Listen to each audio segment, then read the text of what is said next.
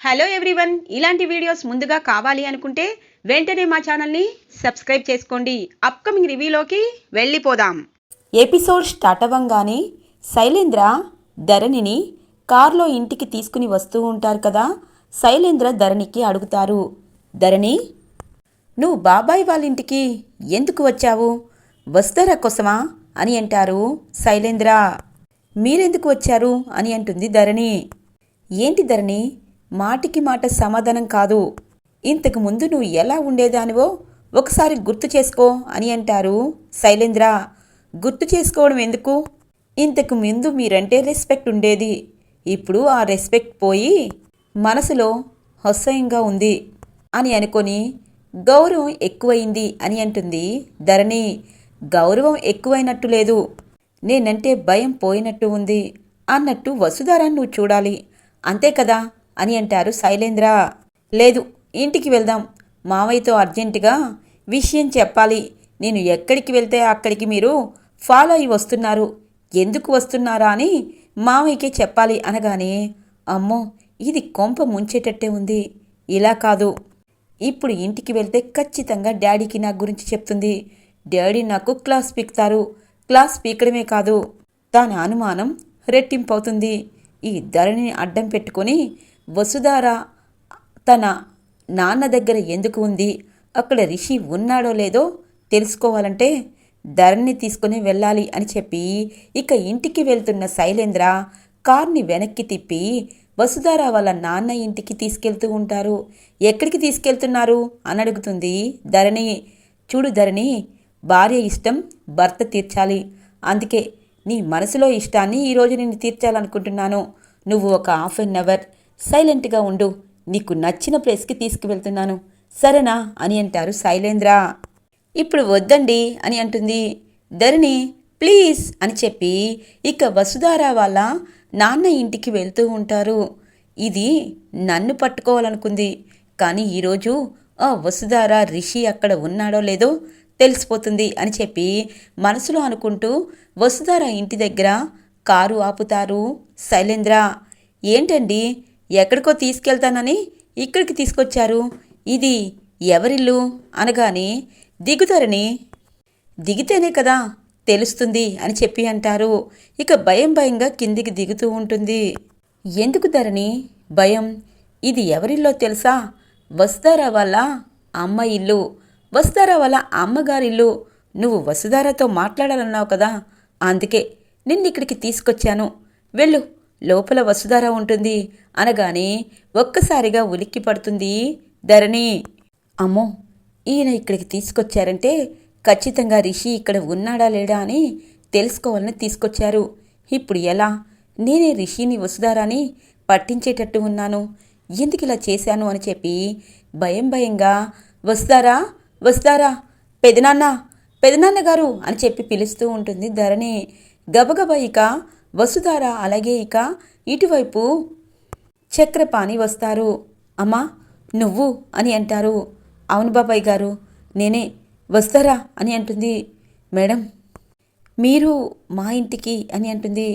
అవును వస్తారా, నిన్ను చూడాలనిపించింది, నువ్వు ఒక రోజంతా కనిపించలేదు కదా, మా ఆయనే నన్ను తీసుకొని వచ్చారు, అదిగో మా ఆయన అని చెప్పి గబగబా శైలేంద్ర వైపు చూపిస్తుంది ధరణి.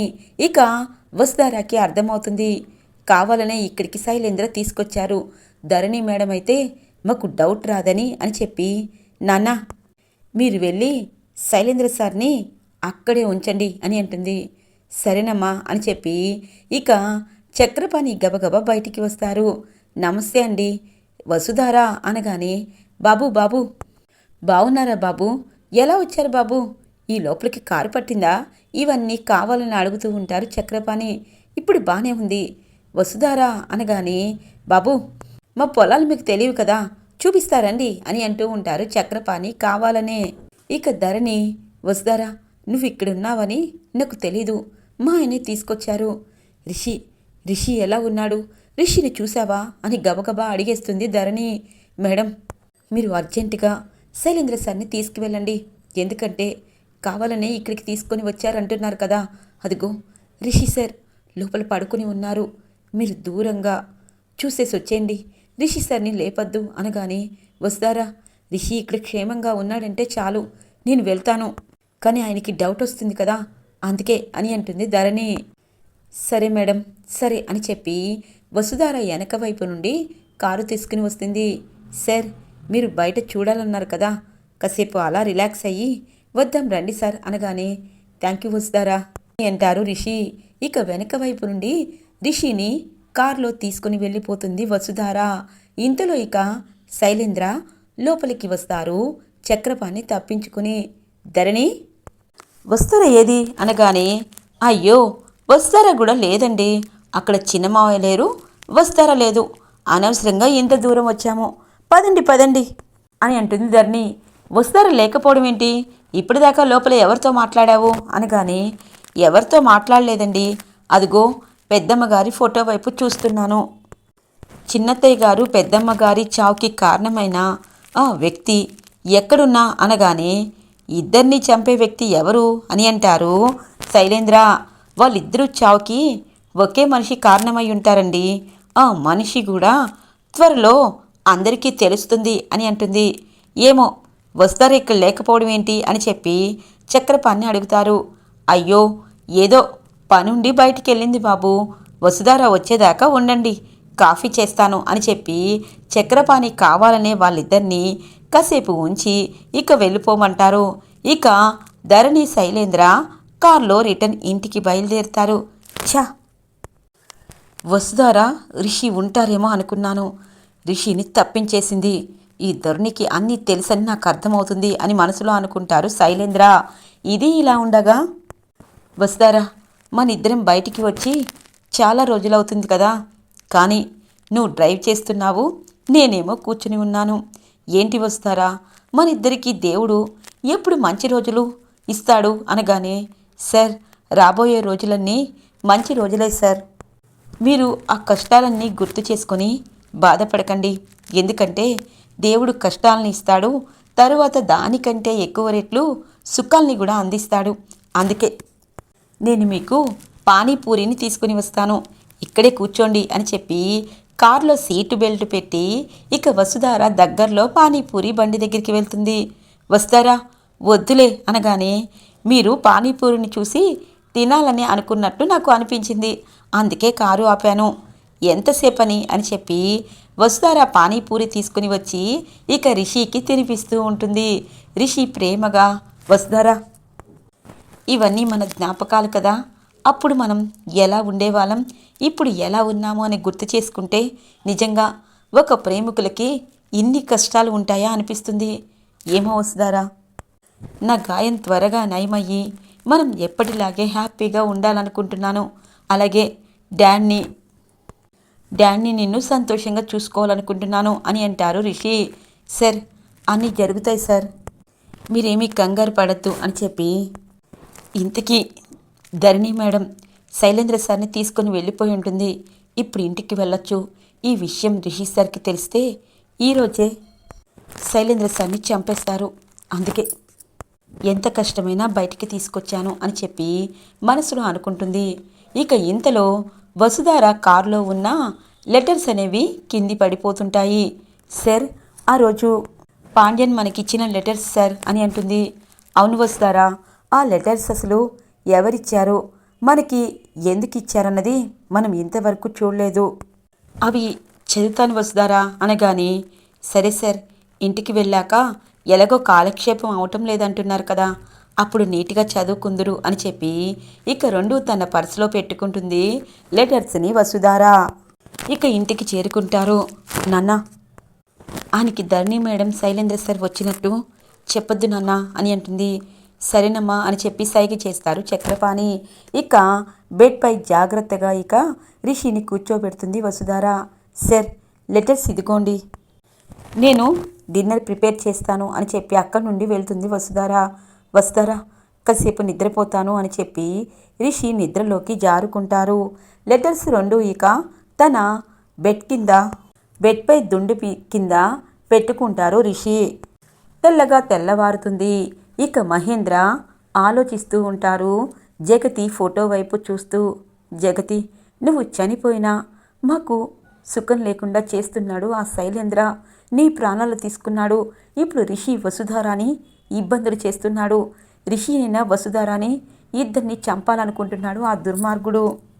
వాడి గురించి నిజం చెప్తే అన్నయ్య ఏమవుతాడో అనుకుంటున్నాను. చట్టం కూడా సాక్ష్యాలు కావాలి అంటుంది.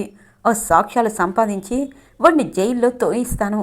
కానీ అప్పటిదాకా వాడు పెట్టే ప్రతి ప్రమాదం మాకు అని చెప్పి అనుకుంటూ ఉండగానే ఇంతలో అనుపమ వస్తుంది. మహేంద్ర, వసుధర ఎక్కడ ఉంది అన్నది తెలిసింది కదా, ఇంతకీ రిషి గురించి తెలుసా అనగాని, అనుపమ, రిషి వసుధర ఒక్కచోటే ఉన్నారు. వాళ్ళ నాన్న వాళ్ళ ఇంట్లో ఉన్నారు. రిషికి గాయమైంది, అది తగ్గేదాకా అక్కడే జాగ్రత్తగా చూసుకుంటానని వసుధార చెప్పింది. నువ్వేమీ కంగారు పడి ఎవరికి చెప్పద్దు అని చెప్పి అంటూ ఉండగానే కరెక్ట్గా వినేస్తాడు భద్ర. అంటే రిషి వసుధారాలు అక్కడే ఉన్నారా? అంటే నాకు తెలియకుండా వీళ్ళు నిజాన్ని దాచారన్నమాట అని మనసులో అనుకుంటూ భద్ర, ఈరోజు ఖచ్చితంగా పని జరిగిపోతుంది. ఇక నేను ఇక్కడ ఉండే అవకాశం కానీ ఇక అవసరం కానీ నాకు లేదు, వెళ్ళాలి అని చెప్పి భద్ర అక్కడి నుండి ఇక వెళ్ళిపోతారు. ఇక వసుధార దగ్గరికి. వసుధార ఇంటి ముందు కాపలా కాస్తారు. వసుధార, రిషి సార్ కూడా ఇక్కడే ఉన్నారని తెలిసిందిగా, పనిలో పని ఇద్దరిని అని చెప్పి మనసులో అనుకుంటారు. ఇటువైపు భద్ర. ఇది ఇలా ఉండగా వసుధార రిషికి చెప్తుంది, సార్ నేను కాలేజీకి వెళ్తున్నాను. ఎందుకంటే చాలా రోజులైంది సార్, అందుకే ఇవాళ వెళ్తున్నాను. రేపటితో మీకు కొంచెం రిలీఫ్ దొరుకుతుంది అనగానే, ఎందుకు వస్తారా, రేపు సండే అనా అని అంటారు. అవును సార్, రేపు టైం అంతా మీతోనే స్పెండ్ చేస్తాను. ఇప్పుడు కాలేజీకి వెళ్తాను. నాన్న, అన్నీ చేశాను, అన్నీ దగ్గరగా ఉన్నాయి. ఆయన్ని జాగ్రత్తగా చూసుకోండి, మీరు జాగ్రత్తగా ఉండండి. సరేనా నాన్న, నేను ఈవినింగ్ వచ్చేస్తాను అని చెప్పి వసుధార ఇంటి నుండి బయటికి అడుగు వేస్తుంది. కరెక్ట్గా కొంతమంది రౌడీలు వసుధార వైపు వెళ్తారు. ఇటువైపు కొంతమంది రౌడీలు వసుధార వాళ్ళ నాన్న ఇంటిలోకి అడుగు పెడతారు. ఇక చక్రపాణి, ఎవర్రా మీరు? ఏంటి ముసలోడా, ఎందుకు వచ్చామని అడుగుతావేంటి? ఇంట్లో నీ కూతురు నీ అల్లుణ్ణి దాచింది, వాడి ప్రాణాలు తీస్తాము, అలాగే నీ కూతురు ప్రాణాలు కూడా పోతాయి. ఈ రోజుతో మాకిచ్చిన పని కంప్లీట్ అయిపోతుంది. అక్కడి నుండి తప్పించుకొని ఇక్కడికి తీసుకువస్తారా అని చెప్పి ఇక రౌడీలు చక్రపాణి కొట్టబోతూ ఉంటే, ఒరే, నేను ముసలోళ్ళలాగే ఉన్నాను, కానీ నా గురించి తెలీదు. ఇప్పుడు నా కూతురు నా అల్లుడు గొప్పతనం తెలుసుకొని నేను మామూలు మనిషినయ్యాను. ఇంతకు ముందు రైతుని, ఇదిగో ఈ చేతులతో వడ్లు పండించాను, నాగలు పట్టించాను. రండి, నా ప్రాణాలు పోయేదాకా మిమ్మల్ని మొత్తం పోరాడతాను అని అంటారు చక్రపాణి. ఇక ఒక్కసారిగా రిషి, అంటే ఎవరో వచ్చారు, ఎవరిలా వెంటాడుతున్నారు, అసలు ఏం కావాలి వీళ్ళకి? పాపం అంకుల్ అన్యాయం అయిపోతారు, వద్దు, నేను కాపాడాలి, అటువైపు వసుధారని కాపాడాలి అని చెప్పి పాపం బరువుగా లేస్తూ పైకి లెగుస్తూ ఉంటారు రిషి. కరెక్ట్గా అప్పుడే భద్ర ఇక ముకుల్కి కాల్ చేస్తారు. ఇక ముకుల్ హుటాహుటిన వస్తారు. ఇక భద్రాని చూసి, ఏం జరుగుతుంది, అంతా కనిపెట్టావా అని అంటారు. గుడ్ మార్నింగ్ సార్, మీరు వసుధార మేడంని కాపలా ఉండి నిజాలు తెలుసుకోమన్నారు. అన్ని నిజాలు తెలిసిపోయాయి, సాక్ష్యాలు సంపాదించాను. ఇప్పుడు రిషి సార్, వసుధార మేడం ఇదో ఇంట్లో ఉన్నారు. ఈ అంతటికీ కారణం శైలేంద్రనే. ఈ విషయం అన్ని సాక్ష్యాలు సంపాదించాక మీకు చెప్తున్నాను సార్. ఈ భద్ర రిషి వసుధారాని భద్రంగా ఇన్ని రోజులు కాపాడారు సార్. లాస్ట్ అండ్ ఫైనల్గా ఆ శైలేంద్రని పకడ్బందీగా అరెస్ట్ చెయ్యండి సార్ అని అంటారు భద్ర. ఇక ముకుల్ ఇక భద్ర చెప్పిన అన్ని సాక్ష్యాలతో శైలేంద్ర ఇంటికి బయలుదేరుతారు. ఇక శైలేంద్రని అరెస్ట్ చేస్తారు ముకుల్. ఇటు భద్ర తన మనుషులతో రిషి వసుధారాని కాపాడుతారు. ఇక శైలేంద్ర ఇంటికి వచ్చిన ఇటువైపు ముకుల్ ఇల్లంతా చూస్తారు. శైలేంద్ర అని పిలుస్తారు. కిందికి వచ్చి, మర్యాద లేకుండా పిలుస్తున్నారేంటి అనగానే, నీకు మర్యాద ఇచ్చేదేంటి, సొంత తమ్ముణ్ణే చంపి అధికారం కోసం కాలేజీని నీ చేతులకు చెక్కించాలనుకుంటున్నావు.